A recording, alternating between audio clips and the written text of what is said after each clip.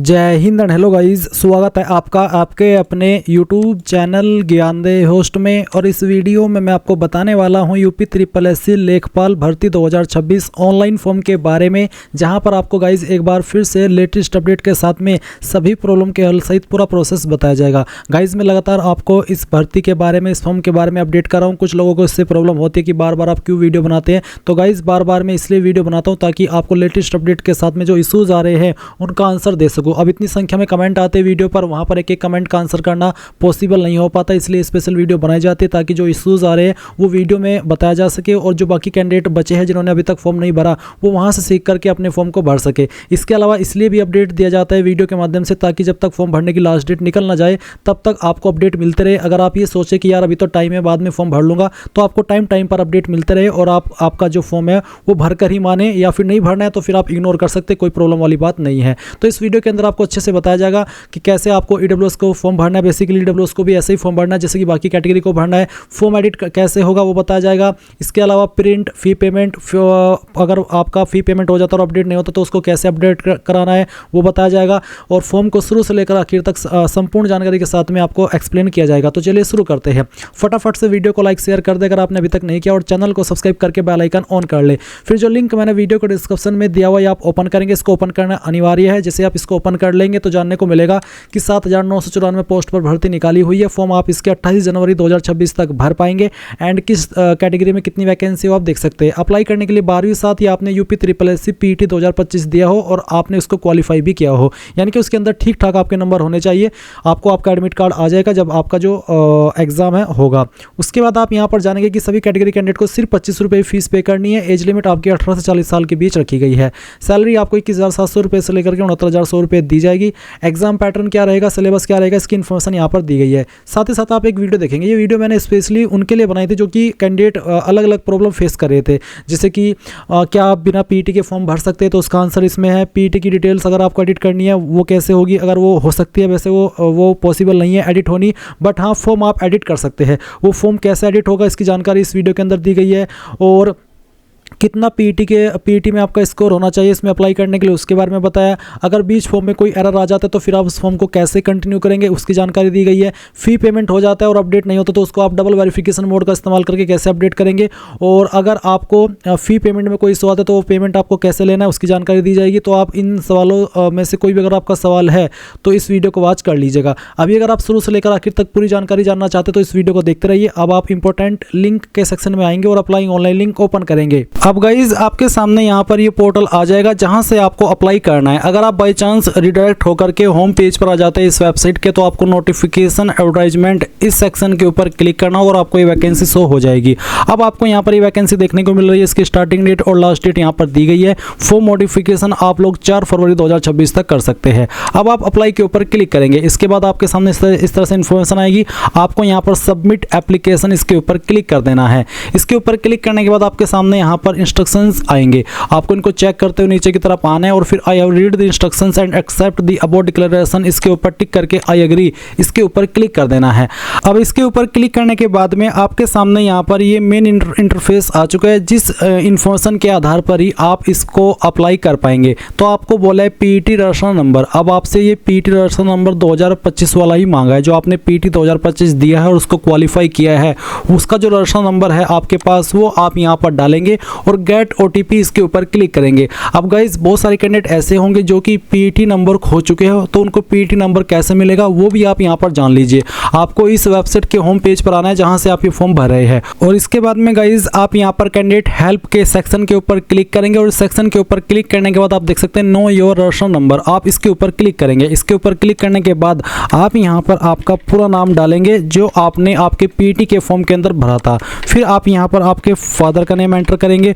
उसके बाद में जो आपने डेट ऑफ बर्थ इस फॉर्म के अंदर भरी थी वो डेट ऑफ बर्थ आपको यहाँ पर सिलेक्ट कर लेनी है, जैसे कि मैं आपको यहाँ पर सिलेक्ट करके दिखा रहा हूँ। और उसके बाद में वेरिफिकेशन कोड डालना है और सर्च के ऊपर क्लिक करना है। तो यहाँ पर मैंने जैसे सर्च के ऊपर क्लिक किया और आप देख सकते हैं रिकॉर्ड फाउंड और PET 2025 रजिस्ट्रेशन नंबर यहाँ पर दिया गया है। और साथ ही यहाँ पर आपको आपका नेम और फादर का नेम देखने को मिल रहा है। अब ये नंबर आप यहाँ से नोट कर लीजिए और फिर जहाँ पर आप आपके यूपी लेखपाल का फॉर्म भर रहे हैं और आपको PET रजिस्ट्रेशन नंबर फिल करने को बोला है वो यहाँ पर आप डालेंगे और उसके बाद में आप यहाँ पर गेट OTP के ऊपर क्लिक करेंगे। देन गाइज जो नंबर आपने अपने फ़ोन वाला रजिस्टर किया हुआ है उसके ऊपर एक OTP जाएगा जो आप यहाँ पर डालेंगे, वेरिफिकेशन कोड फिल करेंगे और क्लिक है टू प्रोसीड इसके ऊपर क्लिक कर देंगे। अब गाइज आप यहाँ पर देखेंगे वो सभी इन्फॉर्मेशन जो कि आपने PET 2025 के अंदर भरी थी, क्योंकि वहीं से सभी इन्फॉर्मेशन आपकी फैच कर ली गई है। आप इन इन्फॉर्मेशन को चेक करते हुए नीचे की तरफ आएंगे और एक ऑप्शन आपको देखने को मिलेगा claiming age relaxation other than above grounds. तो आपको यहाँ पर इसमें अगर आप इसमें यस करते हैं तो आपको कुछ अतिरिक्त ऑप्शन देखने को मिलेगा, जैसे कि गवर्नमेंट ऑर्डर, कोर्ट ऑर्डर, सेवा नियमावली, एनी अदर रीजन। मैं आपको बता दूं कि ये जो एज छूट का विकल्प है, ये जो आपको जनरली छूट मिलती है SC ST कैंडिडेट को 5 साल की और OBC को 3 साल की, उसके अतिरिक्त है।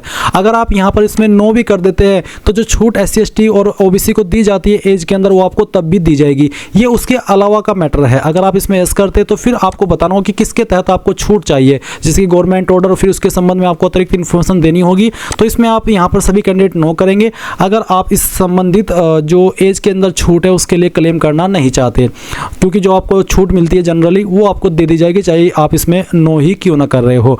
अब आपको यहाँ पर 10वीं और 12वीं की इन्फॉर्मेशन जो आपने भरी थी वो देखने को मिल जाएगी।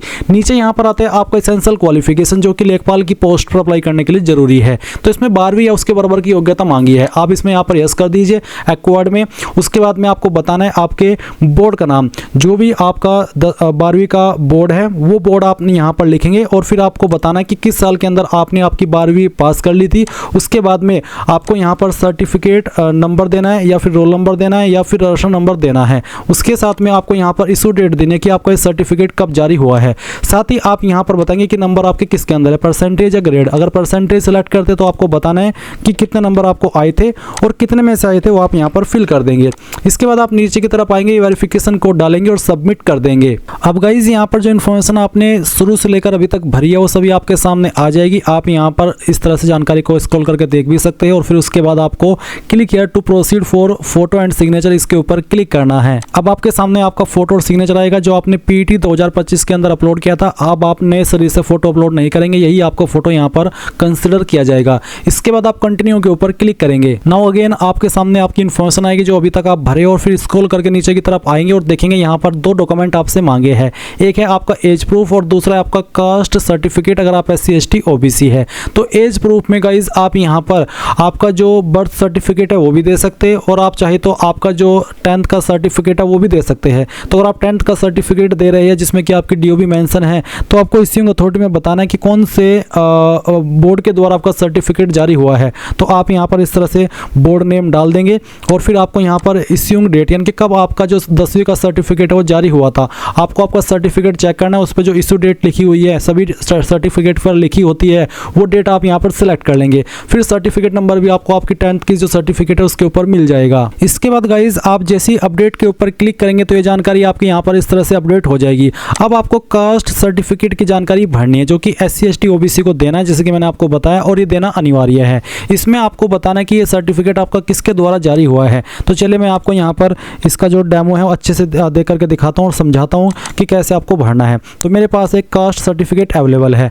तो गाइज ये जो कास्ट सर्टिफिकेट है ये जारी हुआ है सक्षम अधिकारी के बाद में जिस भी पोस्ट का नाम लिखा है वो आपको यहाँ पर लिखनी होगी। आपको आपका कास्ट सर्टिफिकेट चेक करना है, नीचे की तरफ आना है, सक्षम अधिकारी देखना है और उसके बाद स्लैश लगाए और फिर लिखा है तहसीलदार। तो इसका मतलब है कि इसको तहसीलदार ने जारी किया है। तो मैं यहाँ पर इसमें तहसीलदार लिख दूंगा। तो सेम वे में आपको लिखना होगा। उसके बाद आप देखेंगे इश्यूइंग डेट को किस डेट में जारी हुआ है। आपको यहाँ पर इसमें इशू डेट इस तरह से देखने को मिल जाएगी जारी दिनांक के सामने। तो आपको यहाँ पर आपकी जो इशू डेट है वो लिख देनी है। उसके बाद सर्टिफिकेट नंबर आपको मिलेगा यहाँ पर जो कि आप देख सकते हैं प्रमाण पत्र क्रमांक ही आपका सर्टिफिकेट नंबर है। तो आप सर्टिफिकेट नंबर डालेंगे और अपडेट के ऊपर क्लिक करके अपडेट कर देंगे। इसके बाद में गाइज आप यहाँ पर प्रेफरेंशियल क्वालिफिकेशन में 2 क्वालिफिकेशन की जो लाइन है वो देखेंगे। पहला है कि क्या आपने टेरिटोरियल आर्मी के अंदर कम से कम 2 साल की सेवा की है। टेरिटोरियल आर्मी मतलब प्रादेशिक सेना, अगर हाँ तो यस, नहीं तो आप नो ही रहने देंगे। फिर पूछेगी कि आपके पास NCC सर्टिफिकेट है तो यस, नहीं तो यहाँ पर भी आपको नो ही रहने देना है। इसके बाद आपके सामने नीचे आपका जो एड्रेस है वो आपको देखने को मिलेगा। आप यहाँ पर डिक्लेरेशन सेगमेंट के ऊपर क्लिक करेंगे और इसके बाद ये जो कैप्चा कोड आपके सामने आ रहा है ये आपको यहाँ पर एंटर कर देना है। इसको एंटर करने के बाद आप सेव एंड प्रोसीड इसके ऊपर क्लिक करेंगे और यहाँ से ओके कर देंगे। ओके करने के बाद में यहाँ पर है है प्रीव्यू। अगर आप अपने फॉर्म का प्रीव्यू देखना चाहते हैं तो आप इसके ऊपर क्लिक करके देख ले। और अगर आपको यहीं से proceed to payment and of fee and final submission आगे इसके लिए बढ़ना है तो आप इसके ऊपर क्लिक करके यहाँ से ओके कर देंगे। अब आपको क्लिक है टू पेज के ऊपर क्लिक करना और ओके कर देना है। देन गाइज आपको पेमेंट के पेज पर ट्रांसफर किया जाएगा। तो आप यहाँ पर state bank of India select कर लेना है, यहाँ पर टिक कर देना है और प्रोसीड फॉर फी डिपोजिशन इसके ऊपर क्लिक करके यहाँ से प्रोसीड के ऊपर क्लिक करना है। अब आपके सामने फीस पेमेंट करने के विकल्प आ चुके हैं। आप इनमें से जिस माध्यम का इस्तेमाल करके फीस जमा करना चाहे कर सकते हैं। तो कोई भी एक माध्यम सेलेक्ट कर लीजिए, जैसे कि मैं यूपीआई सेलेक्ट कर लेता हूँ, क्यूआर कोड सेलेक्ट कर लेता हूँ। अब आप पे नाउ के ऊपर क्लिक करेंगे और यहाँ पर ये जो क्यूआर कोड आएगा इसको आपको स्कैन करना है और स्कैन करने के बाद में जो आपकी फ़ीस है वो आपको पे करनी है। चलिए मैं यहाँ पर फ़ीस पे कर देता हूँ। जैसे ही आपकी फ़ीस जमा हो जाएगी और वो सक्सेसफुल रहेगी तो आपको ऑटोमेटिकली रिडायरेक्ट किया जाएगा वहीं पर जहां से आपने फॉर्म भरना स्टार्ट किया था। आपको यहां पर कुछ भी नहीं करना है, आपको थोड़ी देर के लिए इसको रोक देना है, यानी कि यहीं के यहीं रहने देना है। अगर आपने इसमें कुछ गड़बड़ की क्लिक विलिक किया तो ऐसे में यहाँ पर ये आपका एरर आ जाएगा और आप आगे नहीं बढ़ पाएंगे। तो देख लीजिए यहाँ पर फी पेमेंट हो चुका है और सक्सेसफुल भी हो गया है। अब आपको यहाँ पर proceed to download and print the application form इसके ऊपर क्लिक करना है। इसके बाद में इस तरह का इंटरफेस आएगा। अब आप यहाँ पर इसमें अपने फॉर्म को प्रिंट लेंगे तो आपको प्रिंट एप्लीकेशन फॉर्म इसके ऊपर क्लिक करना है। चलिए मैं नीचे की तरफ आता हूँ। यहाँ पर आपको इसमें प्रिंट एप्लीकेशन फॉर्म के ऊपर क्लिक करके अपने फॉर्म को प्रिंट कर लेना है। अगर गाइज आपको प्रिंट करने में कोई इशू आ जाए, यानी कि जब आप फॉर्म फाइनल सबमिट कर दे और आप प्रिंट करने के लिए जाए तो और प्रिंट न हो या फिर प्रिंट के समय कोई एरर आ जाए, तो ऐसे में आप यहां पर दोबारा से फॉर्म को प्रिंट कैसे करेंगे वो जान लीजिए। आप यहां पर इस वेबसाइट के होम पेज पर आएंगे जहां से आपने फॉर्म फिल करना स्टार्ट किया था और यहाँ पर आ जाने के बाद में आप देखेंगे एप्लीकेंट सेगमेंट इसमें दिया गया। इसमें काफ़ी सारे ऑप्शन है, जैसे कि print detailed application form, modify submitted application form, इसके अलावा update your transaction ID but double verification mode, यानी कि अगर आपकी जो फीस है वो आप पे कर देते हैं और वो अपडेट नहीं होती है और फिर से बोला जाता है कि फीस पे कीजिए बट आपके अकाउंट से फीस कट चुकी है, तो आप इस वाले ऑप्शन के ऊपर क्लिक करेंगे।